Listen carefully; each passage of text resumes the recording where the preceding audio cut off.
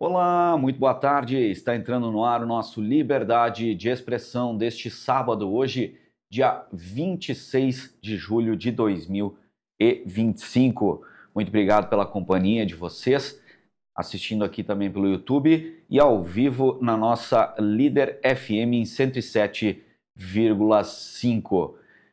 Hoje eu recebo o Dr.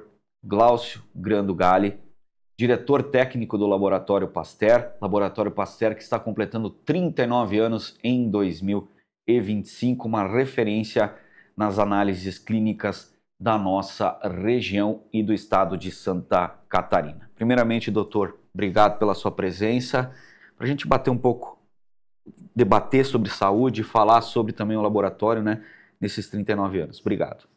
Inicialmente, bom dia a todos os ouvintes da rádio, ao pessoal que vai acessar o YouTube, enfim, a toda a região aí atingida pela Rádio Líder, que tem todo o nosso carinho. Enfim, chegamos aqui agora cedo, encontramos só amigos, né? Eu sempre digo, nada como estar em Joaçaba, né? Eu tenho 62 anos, nasci aqui, Joaçaba, Erval do Oeste sempre foi uma cidade só, e é um prazer chegar num local desse de trabalho, tão alegre, tão feliz, com inúmeros amigos e amigas aí. Bem bacana mesmo, e muito obrigado pelo convite para mim estar aqui. Para mim é uma honra estar aqui com vocês hoje. Doutor, primeiramente falando sobre o laboratório, né? São 39 anos, como é que iniciou essa caminhada? Já é um adulto, né? Na caminhada, o laboratório. Pois é, sabe que quando eu terminei a faculdade lá em Florianópolis, na UFSC, eu tinha uma proposta de emprego muito boa lá. E vindo para cá, minha mãe não estava muito bem na época, minha mãe sempre teve uma forte, digamos assim, referência para mim, sempre as palavras dela soaram muito, muito fortes na minha cabeça. E eu vindo para cá visitá-la, ela falou, olha, tem trabalho aqui também, se você quiser, né? Na época, a gente morava no edifício Limeira, apartamento 51, e o Dr. José Bernardi morava no 71. Aí, falando com ele um pouquinho, a proposta era boa também, mas eu gostava muito de Florianópolis, sabe? Mas a minha mãe pesou nessa decisão, né? E eu acabei vindo para cá, trabalhei um tempinho com eles ali, e como lá em Florianópolis eu ia ter um green card, né? Uma carta branca também para fazer tudo que eu queria no laboratório, eu ia trabalhar, estava faltando isso. Aí, depois de 2 anos no laboratório do Dr. Zé, eu quis dar um passo importante. Muito medo, muito medo. Minha mãe, desde criança, me dizia assim, ó, tá com medo? Tá com medinho? Vai com medo mesmo, sabe? E começamos a trabalhar aí em 87, aí, né? E dia a dia, assim, a gente foi contratando, trazendo gente, pessoas de outras cidades nos convidando para abrir unidades aí. Começamos aí com 4 pessoas, hoje o grupo está com 202 colaboradores, né? Que bacana. E eu acho assim, sabe, a grande tendência, a grande força, o grande foco é você gostar do que está fazendo, certo? Eu sempre gostei muito de medicina veterinária, de medicina, mas quando eu entrei no laboratório de análises clínicas dentro da Universidade Federal de Santa Catarina, eu fiquei maravilhado com aquilo, sabe? Eu percebi assim, é aqui que define o futuro do ser humano, sabe? Achei muito bacana isso. E vim para cá, hoje estou com meus 2 filhos, no final do ano aí se formando em medicina, mas eu sempre digo para eles, se vocês gostam do que vocês vão fazer, vão em frente. Não pensem em dinheiro, sabe? A vida é muito curta para você pensar nisso. Claro que o conforto, você comer, você viver, enfim, o dinheiro é importante na vida da gente, sabe? Mas mais importante ainda é você acordar cedo e ir fazer o que você gosta, o que você ama. Eu acho que a grande questão é essa, você ser apaixonado pelo teu trabalho. Na época de cursinho, um amigo meu estava lá fazendo cursinho também, o pai dele convidou ele para fazer concurso do Banco do Brasil. E ele, na época não tinha celular, nada, nós conversamos, né, por telefone. Vou fazer o concurso do banco, vamos fazer também? eu tive aquele impulso de vir fazer o concurso do Banco do Brasil, mas digo, não é para mim. E graças a Deus, né? Sempre Deus, né? Não deixou nem eu vir fazer o concurso, porque eu seria muito feliz, né? Com todo o respeito ao bancário, tomara que todos eles gostem do que fazem, né? Mas não era para mim aquilo, né? Uhum. E eu hoje acho que a grande força, a grande energia, o grande combustível para você ser feliz no que faz e você avançar, ter sucesso nisso, é você gostar do que está fazendo. Doutor, na época que você iniciou, obviamente no curso, os equipamentos de ponta não são o que são hoje, né? Não. Como é que foi essa evolução também? Olha, tem vezes assim, sabe? Eu convido inclusive a toda a equipe da rádio para visitar o laboratório, mas tem oportunidades que eu entro na área técnica do laboratório, não fico lá o dia inteiro, né? Eu fico assim impressionado, tá? Porque eu fico olhando o pessoal trabalhar e tem alguns exames, por exemplo, o hemograma, que é o carro-chefe de laboratório, sempre vai ser, a não ser que tecnologia tem um hecatombe aí, mas o hemograma sempre vai ser o carro-chefe do laboratório. Ele demorava cerca de 18 minutos para ser procedido. Hoje, o hemograma, ele demora, com a tecnologia que nós temos aí, cerca de 18 segundos. Nossa. Né? E, felizmente, muito mais preciso, muito mais ágil e muito mais, abre aspas, fornecedor de informações para a medicina, sabe? Então ele ficou mais rápido e bem mais importante do que ele já era, sabe? E outros a percentagem de certeza é 100%. Sabe que as análises clínicas, como o ramo da medicina, não é uma ciência exata, sabe? Então a gente sempre, o olho humano, principalmente o olho de quem é apaixonado por aquilo que faz, é bem importante, sabe? Mas cada vez mais a tecnologia está aí para ajudar, para ser quase muito próximo à perfeição, sabe? Então existem, né, algumas variantes, por exemplo, né, para o público entender. Ah, mas meu exame deu algum probleminha. Muitas vezes um coágulozinho entra numa agulhazinha daqueles lá, o controle de qualidade deixou escapar. Então essas situações, infelizmente, podem acontecer. Sim. São raras, né? Mas eu não vim aqui bater um papinho com vocês aí, para toda a região, e dizer que é a perfeição. Não, não é não. A gente, nesses 41 anos de trabalho, né? São 2 no laboratório e 39 com o Pasteur, a gente, infelizmente, já falhou, né? E a possibilidade de falhar outras vezes. É assim que funcionam as coisas, sabe?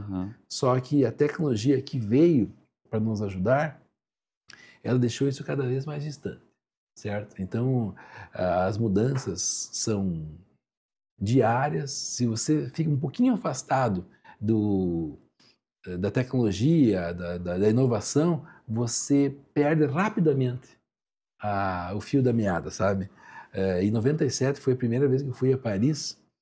Uma colaboradora do laboratório, ela comentou assim comigo: doutor, quando o senhor voltar, vai mudar tudo. Aí eu falei, com certeza. Mas é uma outra abordagem, né, a Europa, sabe? Hoje está um pouco mais próximo, mas ainda é outra. Então, né, em todas as vezes que eu fui para lá aprender alguma coisa, eu voltei para cá com muita novidade, sabe? Mas muitas coisas que nem deu para a gente colocar aqui no Brasil, aqui em Joaçaba. Porque eram coisas para a realidade deles lá, né? Mas, enfim, respondendo objetivamente a tua pergunta, é inacreditável o que a ciência ajudou o laboratório de análise clínica nesses 41 anos. Eu não pensei que ia ser tão forte assim o avanço da tecnologia laboratorial.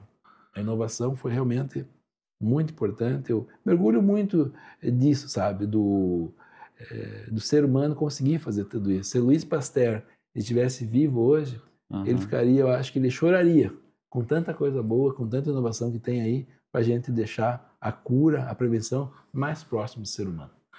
Doutor, são vários os tipos de análise que são feitas, né? Principalmente de sangue, urina, fezes. Como é que funciona toda essa gama, né, de análise? Olha, hoje em dia, né, os protocolos médicos, eles são orientados nesse sentido. Você tem que, de uma maneira assim, bem objetiva, sentar com o paciente sem pressa escutar os seus reclames, as suas orientações, suas queixas e começar a traçar uma ideia do que esse paciente precisa para solucionar o problema dele, quando há uma queixa para curar.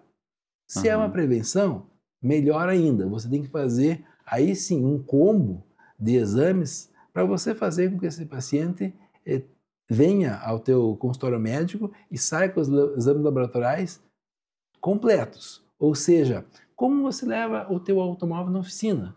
Eles passam o scanner lá, né? E olham tudo. Uma vez era bem mais rápido isso. Hoje, cada vez mais a prevenção é importante. A gente tem visto aí que quem se previne, mesmo que seja detectado alguma doença séria no exame laboratorial ou no exame de imagem, ele vai ter uma longa vida, porque ele vai saber como acompanhar isso, como tratar isso de uma maneira bem mais rápida, bem mais perene, e não vai ter todo o incômodo de uma doença diagnosticada que já está avançada, né? Então eu percebo assim que hoje o médico tem a seu favor o laboratório, ele tem que usar cada vez mais, sabe? Uma vez eu escutei no médico de Campos Novos, achei muito interessante. Ele colocou assim: Glaucio, o laboratório me ajuda muito. Sem laboratório não saberia fazer medicina hoje. E isso é verdade, sabe? O laboratório hoje ele fornece para o médico, para o dentista ou para qualquer profissional de saúde informações muito importantes para ele traçar o perfil do paciente. Chama Serviço Auxiliar Diagnóstico e Terapia, SADT. Eu não gosto muito do auxiliar, porque ele não é só auxiliar, sabe?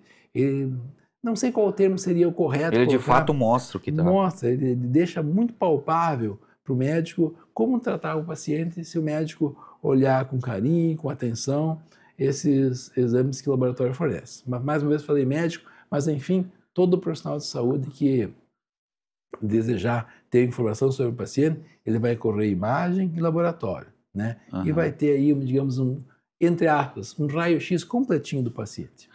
Doutor, muito se fala também na questão dos exames por colesterol, né? É importante também, né, que as pessoas e os médicos, principalmente, peçam para o paciente tem que ir consultar com o médico para ele solicitar, né, esses exames. Mas a importância de acompanhar isso também durante a vida, né, doutor? Pois é, né? Nós temos falado muito em prevenção e quem acompanha a gente nas nossas lives, nossos bate-papos aí, eu sempre digo assim, se uma pessoa escutar o nosso bate-papo aí, que é quase que diário, a gente já está feliz. Porque os colesteróis, enfim, todos os analitos que estão circulando no nosso corpo aí são importantes e são passíveis de controle. Então, muitas vezes o pessoal brinca comigo. Ainda ontem comi numa churrascaria aí com 2 amigos e o pessoal passou na mesa, bateu nas costas e brincou assim: ah, doutor, vai numa carninha gorda também, né? Claro que vou, gente, claro que vou. A gente tem que lembrar todo o prazer que é você sentar, comer uma carne. Se tiver um pouco de gordurinha, não faz mal. Você tem que viver o prazer todo que dá para você esse momento que você senta na mesa, conversa, degusta uma carne, toma um bom vinho, isso é muito importante. A pessoa que cerceia diariamente esse desejo, ela vai ter problemas. Então, eu não estou dizendo para você sentar na mesa e comer 2, 3 quilos de alcatra, maminha ou granito. O que eu estou dizendo para você comer, ter aquele prazer do paladar, mas olha, gente, a Avenida 15 de Novembro, a Roda do Colesterol estão aí, né? Sim. Nada que você não possa depois fazer alguns exercícios aí e queimar toda essa caloria, toda essa toxina, enfim, tudo que você ingeriu naquele momento que estava feliz. Então eu acho que o colesterol é um grande aliado da gente no seguinte sentido: Deus não colocou no nosso sangue por nada. Ele tem um motivo de existir. Então, quando as pessoas vão no laboratório com um colesterol muito baixo, eu digo, ó, isso não é bom. Nesses meus 41 anos de profissão, o colesterol muito baixo, ele dá uma origem a alguma coisa não muito legal lá para frente. Então, eu sempre oriento assim. Agora, por exemplo, tivemos dias frios, agora me parece que vem mais uma ondinha fria aí. Geralmente, o nosso corpo, ele vai reter um pouquinho mais. É normal que o corpo acaba armazenando um pouquinho para manter nossa temperatura média, né? Pode ver que é no verão que as pessoas ficam com menos roupa e acabam fazendo mais ginástica, mais exercício, mais caminhadas, porque é mais fácil de você queimar, o organismo não depende tanto dos corpos gordurosos, mas agora no inverno a gente tem que ter um pouco de paciência com isso, né? Então, coma, o teu corpo pediu energia, coma, mas depois tenha uma maneira de você queimar essa energia, ou seja, caminhando, fazendo exercícios, jogando seu esporte favorito, aí, né, praticando, né? Tem tanta maneira de você ser feliz e poder ter os prazeres do dia a dia, né? O pessoal brinca muito aí com relação à bebida também. Eu sou uma pessoa que só tomo vinho, né? Mas toda noite eu tomo vinho. Eu acho que é um hábito, eu sempre digo, se não é saudável, é seguro, né? Sempre o álcool não é saudável, mas uma boa dose de vinho à noite, tem os flavonoides, licopeno, vai sempre ajudar você no dia a dia aí, para você queimar aquela gordurazinha que você queimou no dia que passou. Mas eu insisto nessa situação, não dá para ver o colesterol como um inimigo, ele é estigmatizado no dia a dia, aí, sabe? Ele está no nosso corpo por uma função. Então eu sempre digo, mantenha um controle sobre ele, mas não deixe dos momentos bons, os bons prazeres da vida, que é a alimentação. Eu sempre digo assim, sabe, para mim que gosto muito do que eu faço, que é meu trabalho, a alimentação é um dos momentos felizes do dia, né? Então tem que ser, digamos assim, vivido com muito carinho, com muito afeto, com muito respeito. Então a pergunta inicial era sobre o colesterol, eu digo, coma o que você quiser, mas depois faça a compensação. Eu bato muito nessa tecla aí. Doutor, mas há níveis preocupantes, obviamente, né? Sim. Por conta até riscos cardiovasculares, né? Exatamente, né? Quando eu abordo isso, as pessoas que vão escutar hoje a gente aí, com certeza muita gente vai me encontrar na rua, vai me encontrar em alguma ocasião aí, aniversário, etc. Claro que o pessoal daí muda um pouquinho o que eu falei, mas o que eu quero deixar bem claro é porque você tem que viver bem. Nós estamos aqui, a vida é um sopro, né? Então Sim. você tem que viver bem aqui. Viva bem sempre, sempre seja feliz. Mas é importante que quando você tem esses momentos aí vamos chamar de pé na jaca, você compense, sabe? Porque um nível de colesterol acima de 220, 230 começa a ser preocupante. Mas você não precisa recorrer à medicação. Sim. É mais fácil a medicação, é bem mais fácil.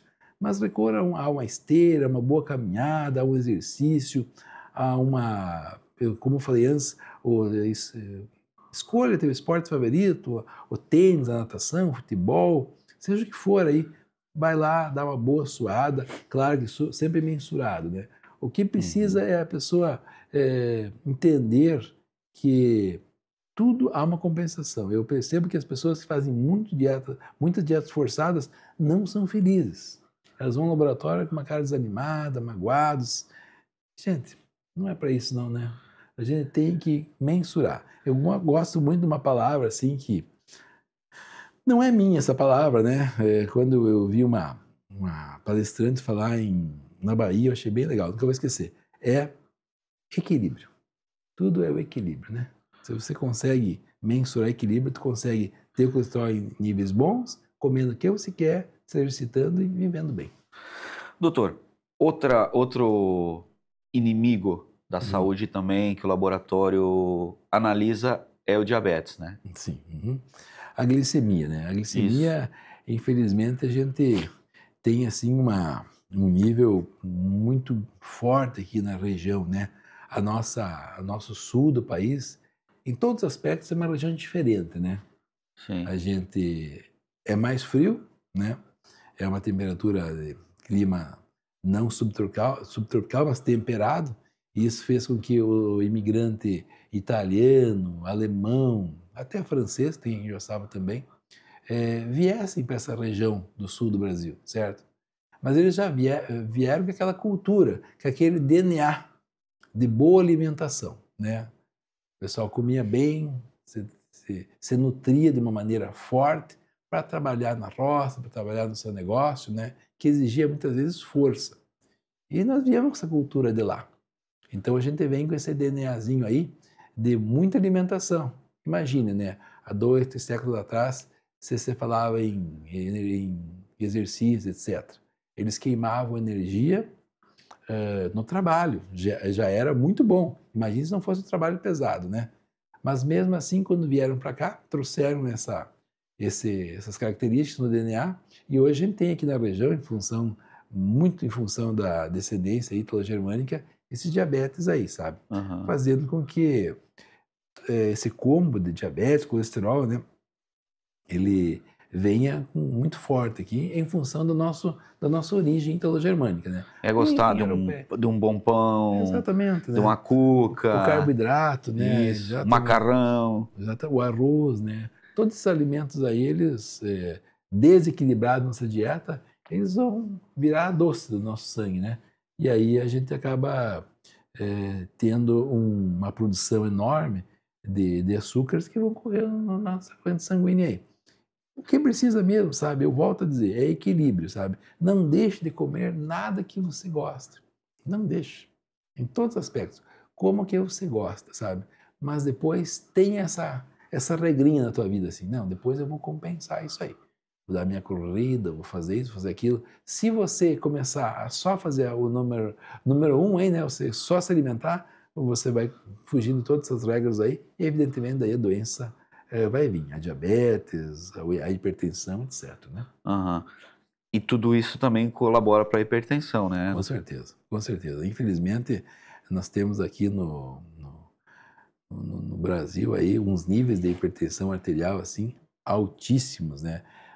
Não se imaginava que no país tropical, agora estamos falando do país inteiro, não Sim. só do sul, tivesse níveis de hipertensão tão fortes assim. Mas é tudo o que eu falei para vocês até agora. É a falta de equilíbrio do que ingerir, de como você trata o seu corpo no dia a dia. É importante que o ser humano tenha esse tipo de disciplina, sabe? Comer bem e depois fazer compensação. Lá no norte, eu conheço muitos amigos no laboratório naquela região lá, deveria até ser menos o índice, o dia a dia da hipertensão arterial entre o pessoal do norte e do centro-oeste, mas que nada, é muito grande também lá, sabe? Então aqui no Brasil já é uma questão de saúde pública, né? Hipertensão arterial e está pegando muito, né? Eu não sei se vocês percebem assim, eu toco nesse assunto muitas vezes, porque em Joaçaba, 41 anos de volta, todo inverno acontece isso.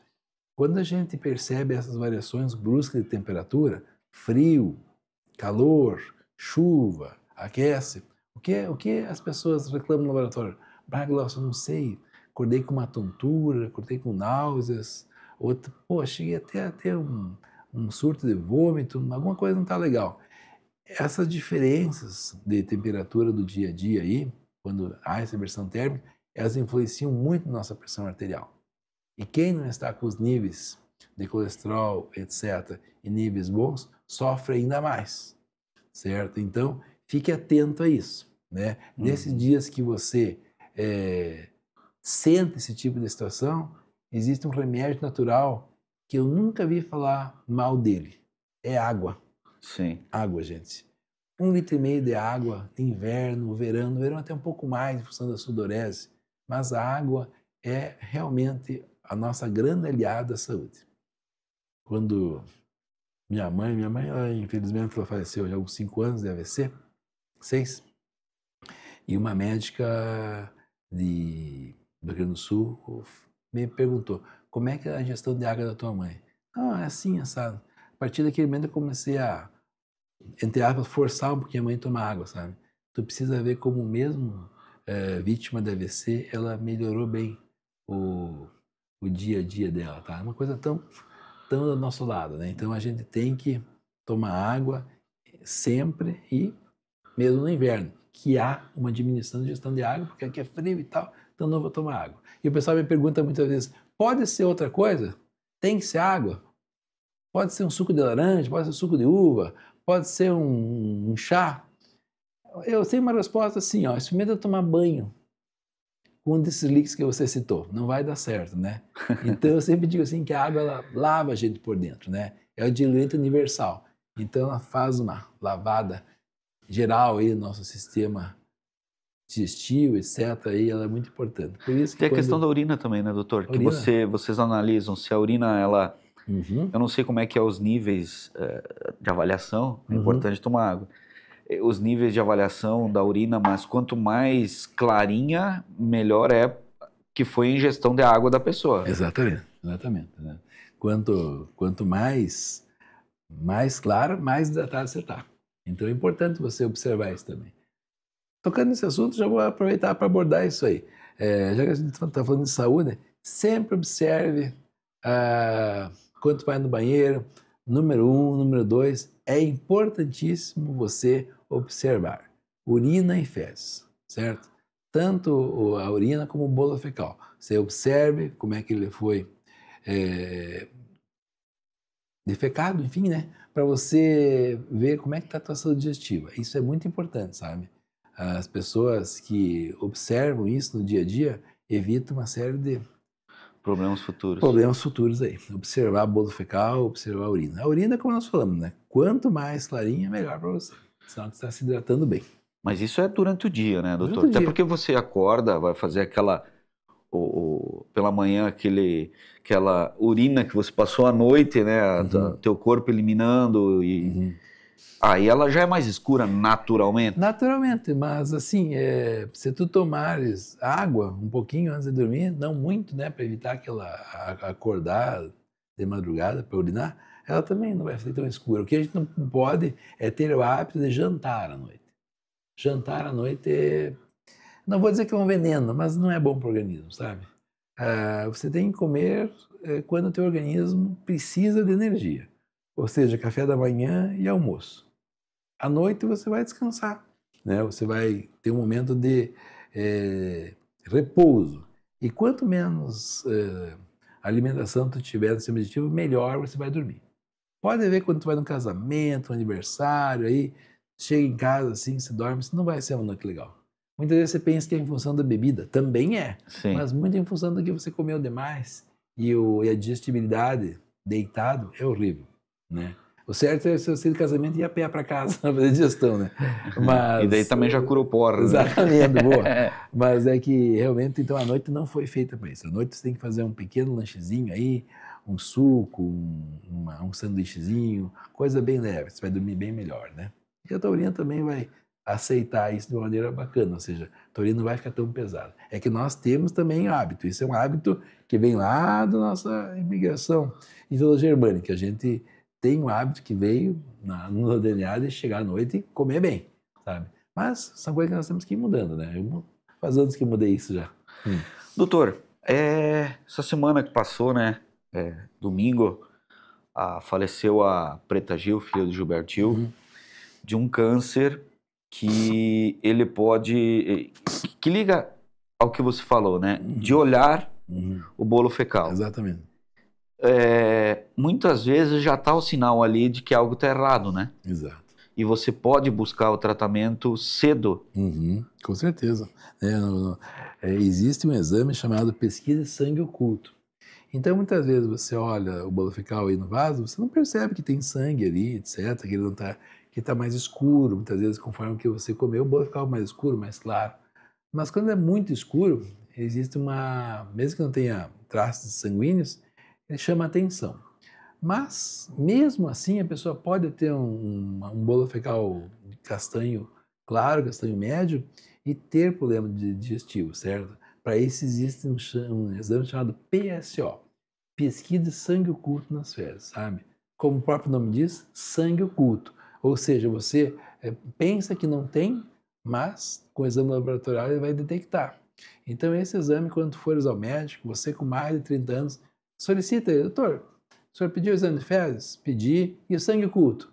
Eles não pediram. Não, pede. Hoje é um exame assim preconizado por todo o Conselho Nacional de Medicina, né? Claro que principalmente no setor de gastroenterologia aí, para você fazer esse exame anualmente. É importante fazer isso para a sua digestibilidade funcionar bem nos 80, 90 anos de vida que você tiver, tá bom? 80, é todo ano então? Todo ano, todo ano. Aliás, a maioria dos exames é anual, certo? A não ser, você que está ouvindo a gente aí, você tenha alguma situação familiar. Um diabetes, por exemplo, um problema. Ah, mas meu pai teve um câncer de próstata, né? A próstata, por exemplo, né? Anual, né? A gente tem uma prevalência enorme de câncer de próstata na região. É o que mais mata, inclusive. Só perde para o câncer de pele, não melanoma. Então, gente, o que nós temos que fazer, né? Se você não tem ninguém na família, não tem um histórico, anualmente você tem que chegar no laboratório, né, no médico, doutor, quero fazer o PSA, antígeno prostático específico, total e livre. Você fazendo esse exame aí, você está bem armado. Por que nós temos uma prevalência enorme de câncer de próstata na região, no Brasil? Por quê? Porque até muito pouco tempo, o melhor exame para fazer essa detecção era o toque prostático, né? Que é um exame, não adianta a gente negar. É um exame constrangedor, o homem não gosta, principalmente em função da linha machista que a gente tem. Sim. Mas eu entendo, as pessoas dizem, não, esse eu não vou fazer, ponto final. Mas tu não vai no médico fazer, e se ele te pedir, não, esse eu não vou fazer. Mas o PSA, ele ficou tão bem elaborado, tão focado, porque o que o pessoal faz hoje? Ele pede o PSA e se esse der alterado, daí o médico faz o toque. Então, para você que está ouvindo a gente aí, que ainda não fez seu exame de próstata, imaginando que tu vai lá ter que fazer aquele exame com o médico lá do toque retal, olha, gente, procure fazer, pedir para o seu médico, vamos fazer primeiro o exame de sangue, doutor? Conforme for, eu venho aí e a gente faz o outro exame. Mas olha, é bem importante que esse exame de próstata seja feito anualmente, tá? Olha, a partir de quantos anos, doutor, para o homem? Olha, uma vez se falava a partir de 50, hoje de 35, 40 para cima, sabe? Hoje em dia, né, mudou um pouquinho o aspecto do câncer de próstata em função da sexualidade, né? A sexualidade hoje ela é um pouquinho mais aberta, vamos dizer assim. Promíscua.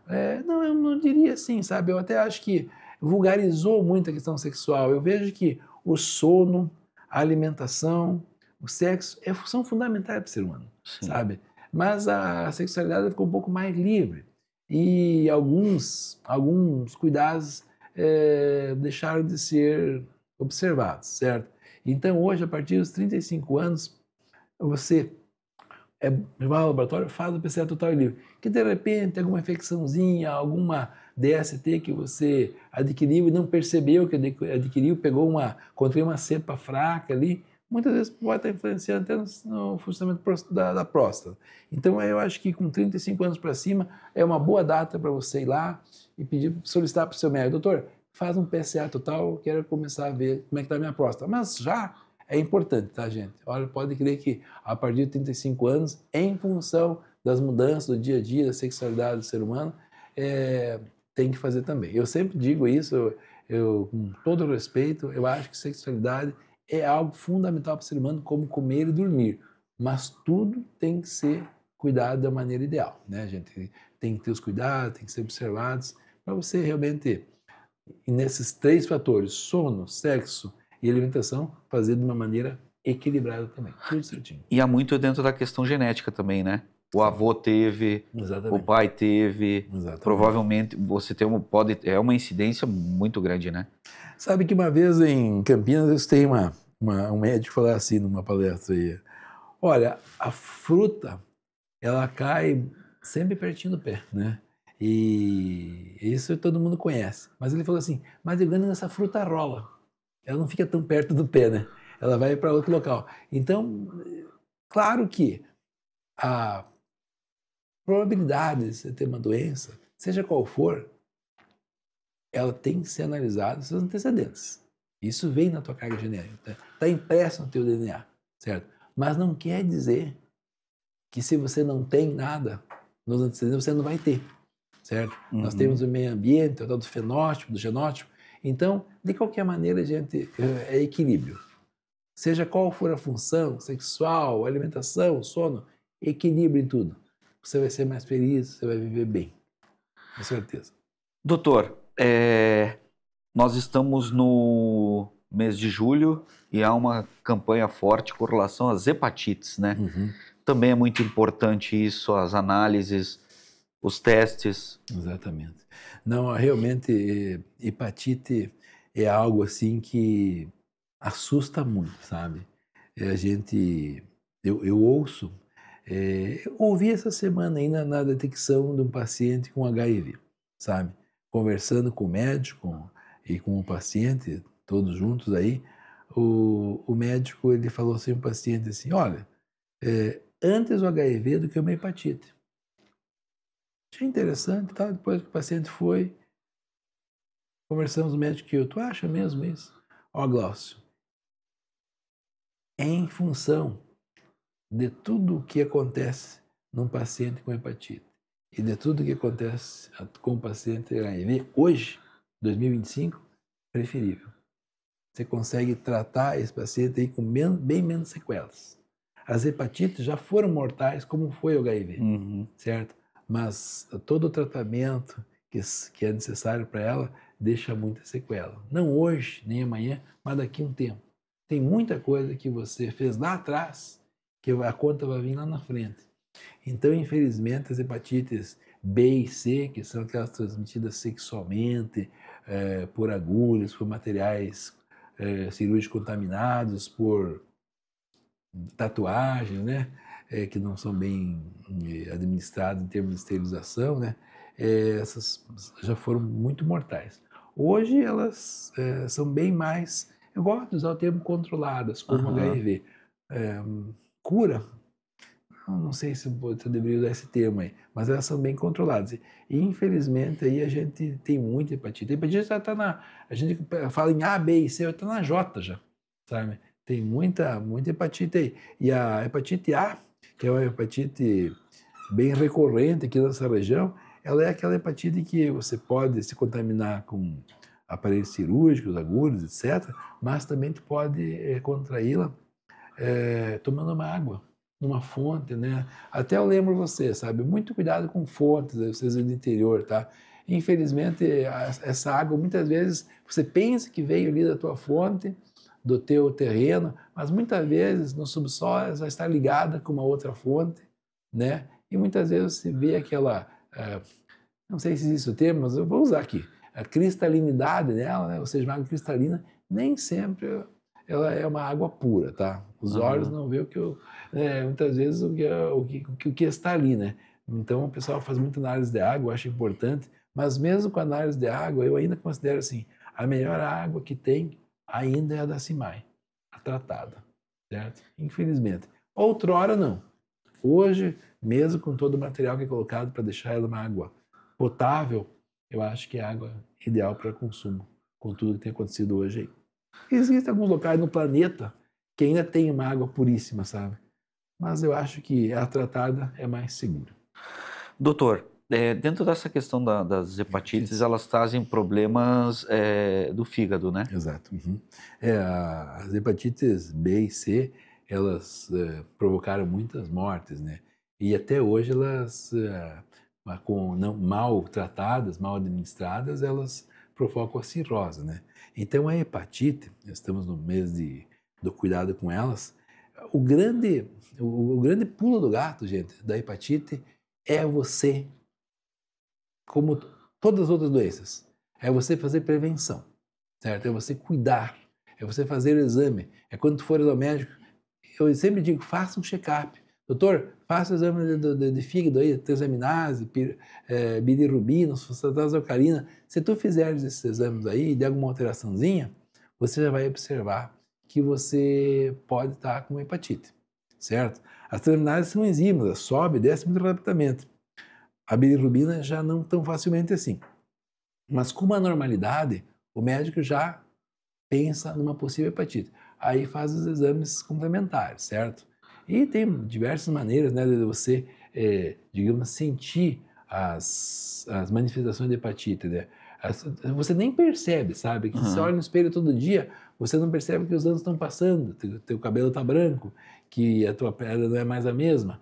E é como o globo ocular. O globo ocular da pessoa com hepatite, ele fica não tão branquinho. Ele mais fica amarelado. vai amarelado. Mas para quem só olha todo dia no espelho, ela não percebe que está amarelando gradualmente. Quando você encontra alguém, você olha para essa pessoa e olha, você não leve a mal, mas você já fez um exame de hepatite? Pô, Glaucio, não é que deu mesmo, certo? Então isso é uma coisa que tem que ser muito cuidado, sabe? Mas eu vejo que tudo é prevenção, né? Se você achar que você lá atrás você usou agulhas, fez alguma cirurgia no ano passado, assim, peça para fazer os marcadores de hepatite. Você vai, digamos assim, afastar, que hoje são muito seguros. Se você afastar isso do teu currículo, vida que segue, porque agora os cuidados são bem maiores, com agulhas, tatuagens, material cirúrgico, etc, sabe, gente? E até a barbearias, manicures, salão de beleza. E uma questão que é a questão das drogas, né? As pessoas se injetavam muito. Hoje que a gente acompanha aí, até isso, os toxicômanos, eles, quando usam agulhas, seringas, eles não... cada um com a sua, né? Estão evitando o compartilhamento. Estão evitando o compartilhamento. Também, infelizmente, são duas situações ruins, né? Mas já que eles usam, pelo menos que não compartilhem. Evitem compartilhar. Isso. Melhor que você não usar nada, né? Mas sim, claro. Não compartilhar. Doutor, estamos chegando ao final do nosso bate-papo, muito interessante. Muito obrigado pela sua presença aqui nos nossos estúdios. Gostaria que o senhor deixasse um recado, né, para as pessoas, a importância de buscar os exames, fazer os exames, porque muitas vezes eles apontam que algo está errado, né? Exatamente. Eu vejo, pessoal, o laboratório como uma ferramenta muito importante para os profissionais de saúde, certo? Como eu falei para vocês, meus 2 filhos estão se formando agora e a mais pequenininha de 15 anos também vai para essa mesma linha aí. Eu percebo que a medicina sempre vai ser importante para o ser humano.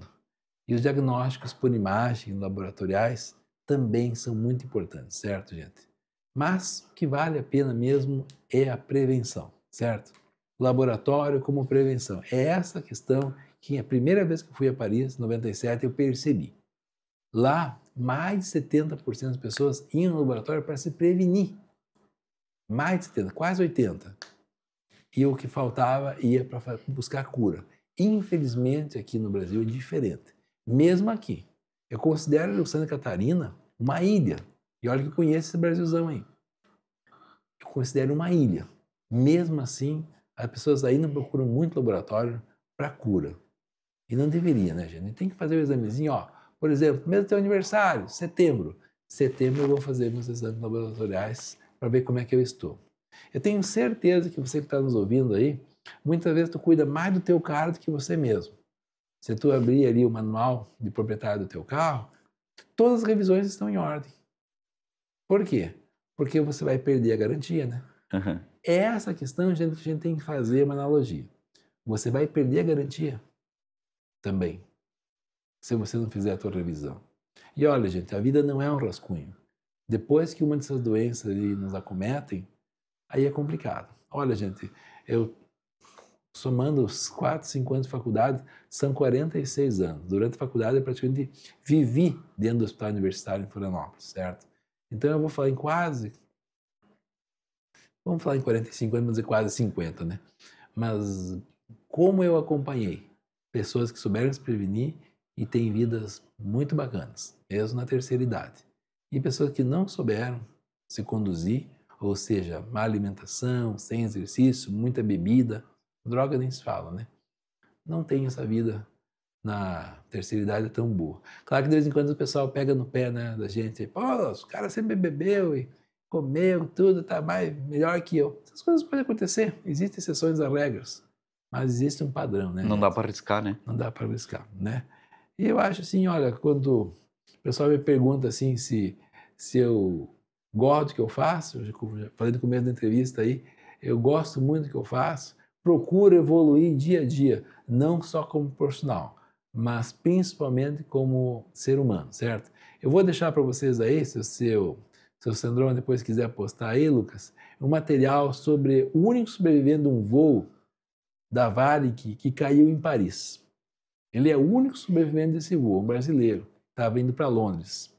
Aliás, é um circuito que eu sempre faço, que eu tenho um irmão que mora há muitos anos em Londres. E ele tem um depoimento sobre evoluir como ser humano que acabou sendo para mim assim uma linha de pensamento, de conduta muito boa. Eu já passei por tanta coisa, sabe, em termos de opções, logosofia, enfim, não vou nem citar tudo que eu passei já na vida nesses meus 62 anos. E eu aprendi que a melhor opção, a melhor oração é a conduta. E é assim que eu procuro viver como ser humano e como profissional. Levem isso a termo, porque eu acho que vocês vão cuidar da sua saúde física e principalmente da mental. A melhor oração realmente é a nossa conduta, sabe? Eu queria agradecer ao pessoal da rádio, a essa equipe maravilhosa que me recebeu aqui e dizer que estou sempre à disposição de vocês para outros bate-papos aí, até como o Mauro falou sobre algum tema específico, câncer de próstata, diabetes, É muito importante. tireoide, câncer ginecológico, né? Tem muita coisa que a gente pode abordar aqui para vocês fazerem a população da região procurar se atualizar um pouco mais sobre esses temas aí, que hoje eu sei que estão na internet aí e tal, né? Mas quem está agora no rádio, em casa, quem está na cozinha, liga e vai acompanhando aí, né? Muito obrigado por você, ouvinte, obrigado por essa equipe maravilhosa, desses amigos da rádio aqui. Com certeza será mais um prazer de estar outras vezes por aqui. Muito bem, obrigado então, Dr. Glaucio Grandugali, diretor técnico do Laboratório Pasteur. Gente, esse foi o nosso Liberdade de Expressão de hoje, muito importante para você. Acompanhe as nossas redes sociais, acompanhe o nosso canal aqui no YouTube, se inscreva, deixa o like, é muito importante para nós também, que a gente consegue levar para mais pessoas os conteúdos aqui da nossa emissora, sempre muito importante esses trabalhos e esses conteúdos que são extremamente relevantes para a nossa comunidade. Gente, vou ficando por aqui, um abraço, até mais. Tchau, tchau. Tchau, pessoal. Obrigado.